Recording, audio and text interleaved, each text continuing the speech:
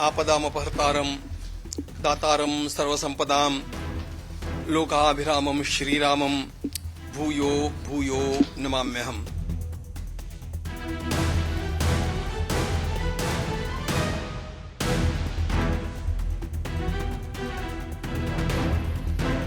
हमारे एक न्यासी महामंत्री श्रीमान चंपत राय जी और न्यासी अनिल जी मिश्रा, इन दोनों ने त्यागपत्र प्रदान किया है। और जी, और यह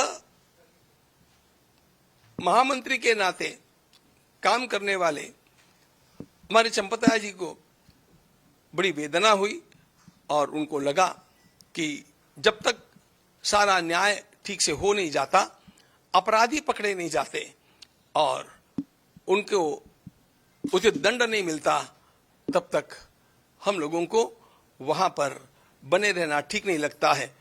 यह सोच करके उन्होंने स्वयं यह त्यागपत्र दिया। जिसको मान्य करना न मान्य करना यह हमारे हाथ की बात नहीं थी।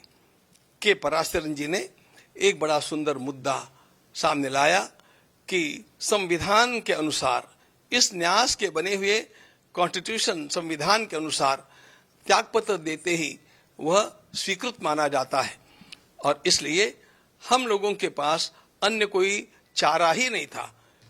उन्होंने स्वयं इस बात को हमें मूल क्लॉजेस को पढ़ करके दिखा करके समझाया कि you have got no choice. जब ये त्यागपत्र दे दिया है तो आपको उसको स्वीकार करना अस्वीकार करना ये बात आपके हाथ में नहीं है। अब उसको हम लोगों को मान ही लेना चाहिए। ऐसी स्थिति में और हम लोगों ने उसका स्वीकार भी कर लिया। अगली व्यवस्थाओं के लिए हम लोग कटिबद्ध हैं और इन व्यवस्थाओं का दायित्व महामंत्री, अंतरिम महामंत्री के रूप में मेरे साथ विराजमान श्रीमान कृष्ण मोहन जी को सौंपा गया है। वे अपने साथ कुछ साथियों को स्वयं चुन करके और उनके साथ मिलकर के इस काम का निष्पादन करेंगे और उनका ज्ञान और उनकी पार्श्वभूमि और उनका स्वच्छ दृष्टिकोण, इसको देखते हुए हमारा विश्वास है कि वे इन सारे कामों को अत्यंत कुशलता के साथ संपादित करके रहेंगे। फिर 22 तारीख को हम मिल रहे हैं, उस तक हम लोगों का और भी एक महत्वपूर्ण पड़ाव पूरा हुआ होगा।